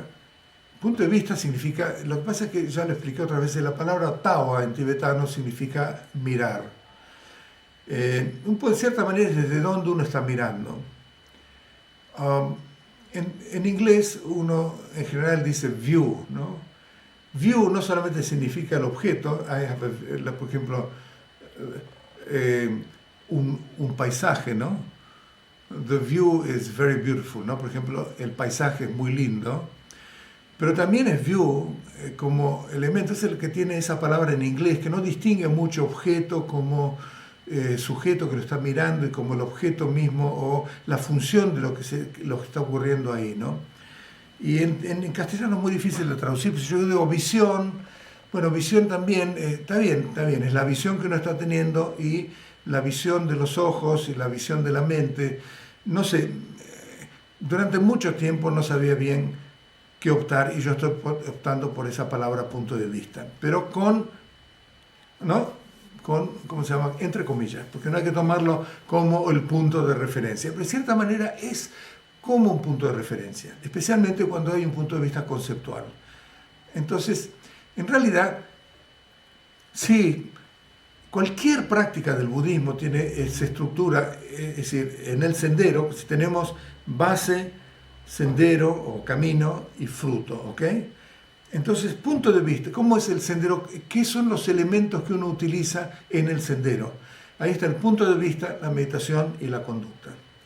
En cada práctica budista hay un punto de vista que es, desde uno parte, qué es lo que uno tiene que mantener presente y continuo, y eso es la práctica de meditación, para producir una cierta transformación en nuestro ser, al contrarrestarse los hábitos que nos están sacando justamente y alejándonos de lo que realmente somos, ¿no? Y conducta, que puede ser la conducta en la vida cotidiana o también la forma en que respondemos en lo que va sucediendo en la práctica de meditación. Entonces, eso sí puede ser el punto de vista, puede ser conceptual a partir del estudio y de la reflexión, totalmente. Lo que decís es correcto. Y ahí uno llega al punto de vista totalmente intelectual, que es la convicción de la vacuidad, por ejemplo, ¿no? Es la convicción que uno ha llegado a la convicción por inferencia, debido al estudio, debido a la lógica, a los debates, a la filosofía, y entonces por inferencia uno llega a que la única naturaleza que puede definir cuál es la naturaleza de la realidad es que las cosas carecen de identidad intrínseca, que eso es la vacuidad. Es por inferencia, porque todavía no hemos llegado al otro tipo de conocimiento que es por una experiencia directa, todavía, pero sí por inferencia. Pero si uno ve humo, es válido decir hay fuego. Y eso es a lo que se llega por el estudio. Hemos inferido que todo es vacuo, pero todavía no lo hemos experimentado.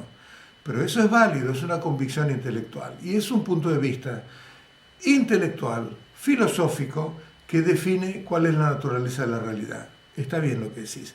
Ahora, cuando vamos a la meditación contemplativa y al camino contemplativo, que es lo que realmente hace que deje de ser una inferencia y pase a ser un conocimiento directo, ahí, bueno, si estamos practicando, qué sé yo, cada tantra, ¿no? Kriya Tantra tenía su punto de vista meditación-conducta, ¿no? Charya Tantra lo mismo, Yoga Tantra lo mismo, Anuttara Tantra con la visualización de las deidades, la identificación con cada una de las... Todos tienen su punto de vista, su meditación, su conducta.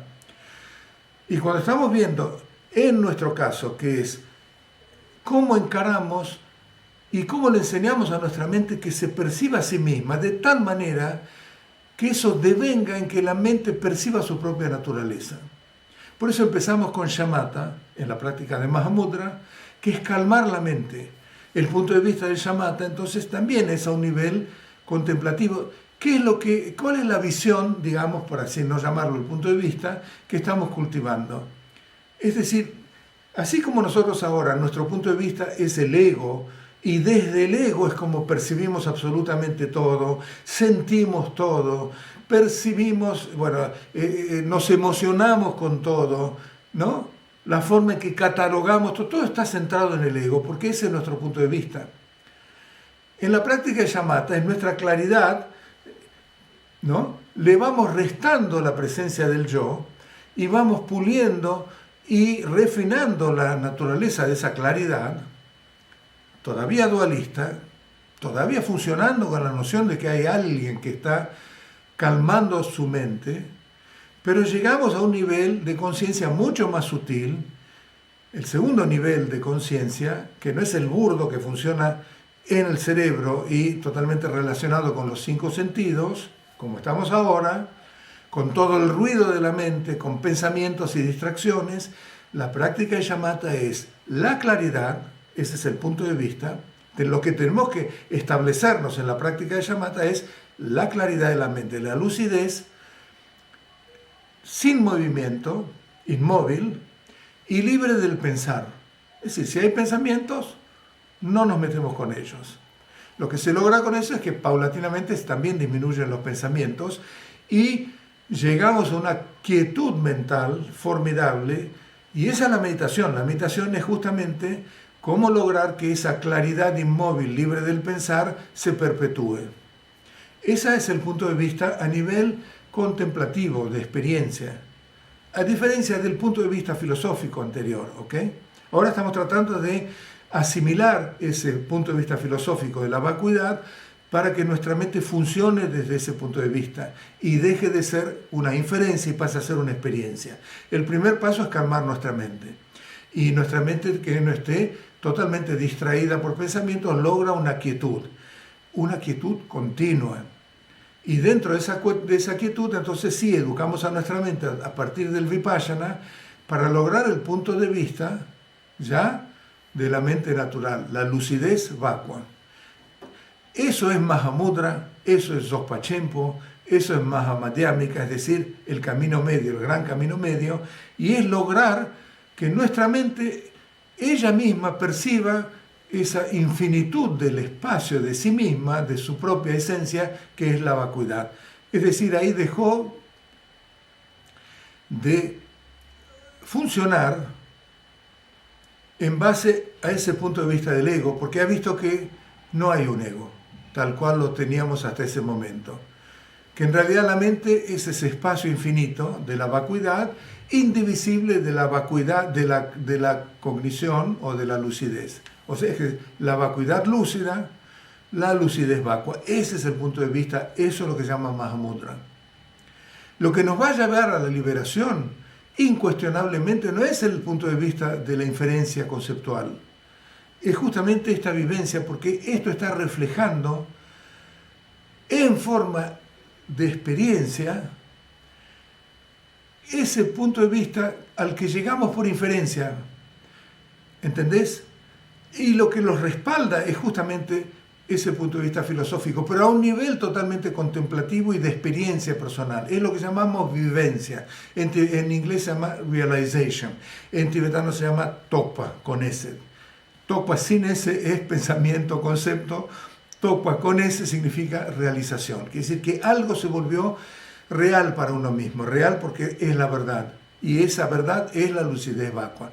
Entonces, de ahí en adelante, la meditación consiste en que eso se mantenga continuo, se sostenga en el tiempo y forme una continuidad de tal manera que pueda contrarrestar todos los vientos de los hábitos dualistas que nos empujan a la confusión. ¿Ok? O sea que un punto de vista puede ser conceptual y puede ser no conceptual.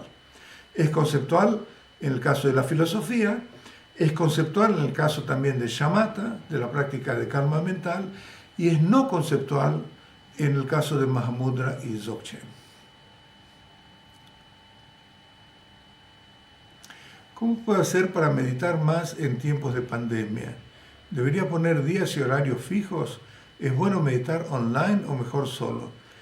Y bueno, yo no sé si hay meditaciones online y eso te ayuda, está bien, pero meditar solo es mucho más práctico, porque no es la hora o justamente el programa que existe, vos te haces tu propio programa y sí, mejor que en ningún otro momento en pandemia, porque ahí tenés menos, no te trasladás a un trabajo, tenés home office, tenés un montón de factores, estás mucho más, digamos,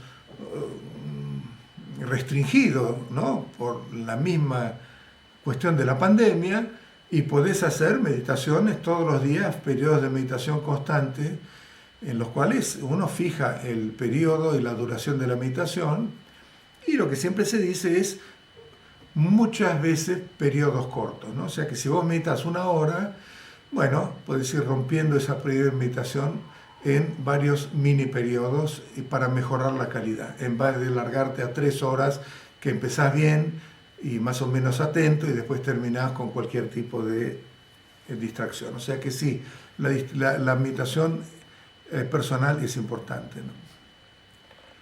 ¿Qué son las deudas kármicas y qué formas tenemos de repararlas?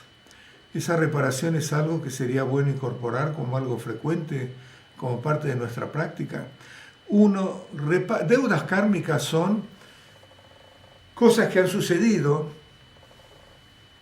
en relación con otros seres que han dejado un karma negativo en general y que tenemos que experimentar y que lo vamos a experimentar en relación a esos otros seres, con un encuentro, con una estafa que nos hacen, con que nos matan, por ejemplo, que nos roban, que nos hacen sufrir o lo que fuera. Eso, ahí estamos pagando una deuda kármica. Hay dos maneras. Una la paga experimentándola, y ahí se eliminó esa deuda kármica porque ya se eliminó la causa, que era la semilla de la deuda kármica. Ahí pagaste tu deuda. Otra es con práctica, ¿no? Y con, por ejemplo, Vajrasattva uno elimina muchas deudas kármicas porque elimina muchas semillas, elimina negatividades y elimina también velos, y por lo tanto uno está neutralizando y purificando esas deudas kármicas. Muchas deudas kármicas se van eliminando, ¿no? O la práctica del Chöd también, ¿no? En la cual uno llama a todos los seres con los cuales tiene deuda kármica y les ofrece su cuerpo, el cual antes lo ha cortado, lo ha chopeado y lo está ahí como cocinando en una gran calavera y se los ofrece a todos ellos. Bueno, esa es la práctica de Chöd. O sea que hay prácticas específicas, pero en general con Vajrasattva uno va eliminando las deudas kármicas, ¿no?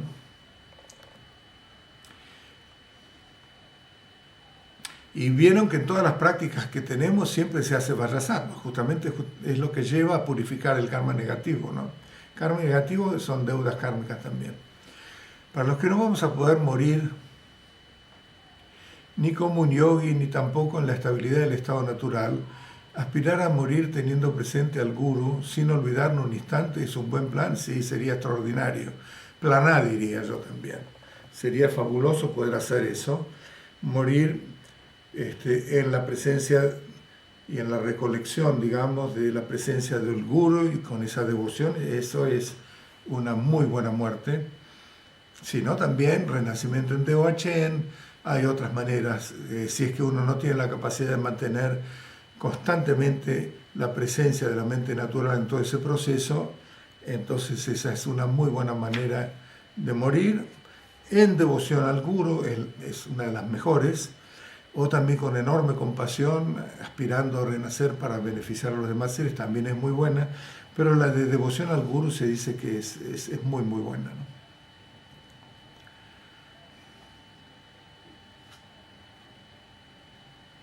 Bueno, esto de lo den y lo yang no importa mucho cómo se escribe.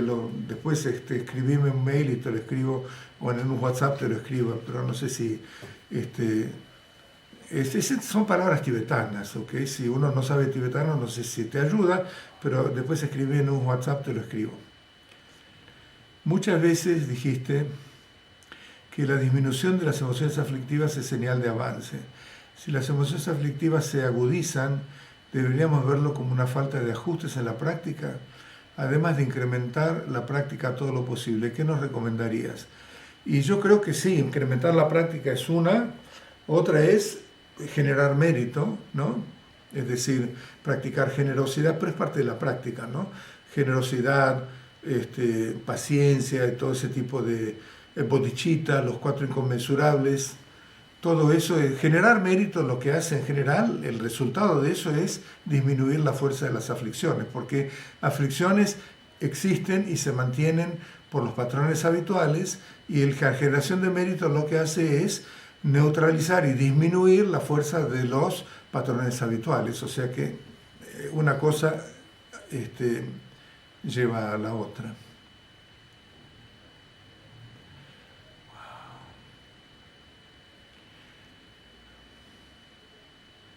Uy, si se olvidaron de hacerme recordar de las instrucciones de meditación, porque hay gente de México que estaba esperando instrucciones de meditación. Bueno, la vez que viene, háganme acordar. Yo me olvidé completamente. Y acá está la última, que es, quería consultar sobre lo que se dice de reconocer en los sueños que uno está soñando.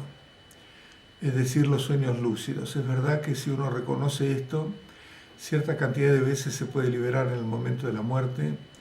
No sé si es cierto eso, por eso te quería consultar.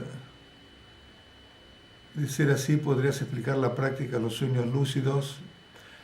Bueno, es toda una práctica, no voy a entrar en esa, explicarla porque es todo un sistema. En algún momento vamos a dedicarnos a esa práctica específica. Sí, se dice que si uno ha reconocido, yo no sé si ha reconocido 7 veces los sueños lúcidos, me parece que tiene más que ver que si uno ha reconocido 7 veces Rigpa en medio de los sueños lúcidos. El sueño lúcido es cuando uno está soñando y sin despertarse continúa soñando, pero se da cuenta de que es un sueño. Eso ya es sueño lúcido, quiere decir que ya se lo toma como irreal, como lo que es una fantasía. En esa dimensión del sueño lúcido, un paso más profundo es reconocer Rigpa. No solamente reconocer la cognición de que eso es un sueño lúcido, que puede seguir siendo dualista, sino que esa cognición reconocer como que ya es Rigpa, digamos que ya reconocer Rigpa dentro del sueño. Automáticamente, por supuesto, el sueño es lúcido, pero la cognición no es simplemente una cognición que reconoce que es lúcido, sino es la cognición de Rigpa. Si uno reconoce Rigpa en los sueños 7 veces, se dice que se libera en el bardo, no en el momento de la muerte. Puede ser en el momento de la muerte, depende de la continuidad de eso, pero el efecto de reconocer 7 veces Rigpa en los sueños, creo que es Rigpa lo que ocurre. Eso entonces indica que en el bardo se va a liberar, por lo que sé. ¿Ok? Bueno, Bueno, acá hay otra que dice: ¿cuál es el valor de la meditación en movimiento? Es buena, se practica mucho en Zen y en Theravada, las prácticas de Vipassana o de Shamatha en Theravada.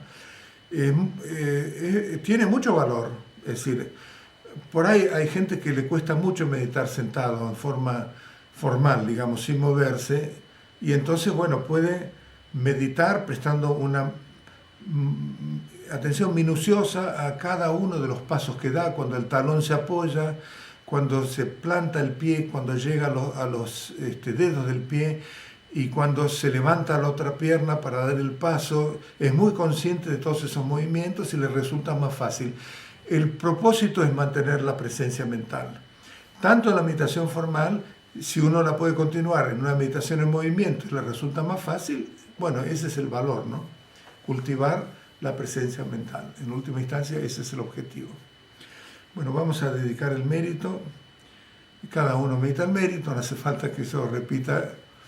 Lo dedicamos en este momento, lo distribuimos a todos los seres y lo dedicamos para lo que ustedes decidan que los puede beneficiar más. Sonandi Tamje Zebani Tone Nyebe Ranam Pamchen Chegana Chimbala Rubai Sibe Zole Roa Roa Jo.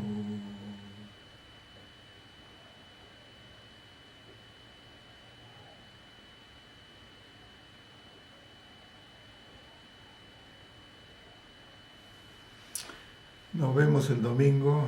Chao.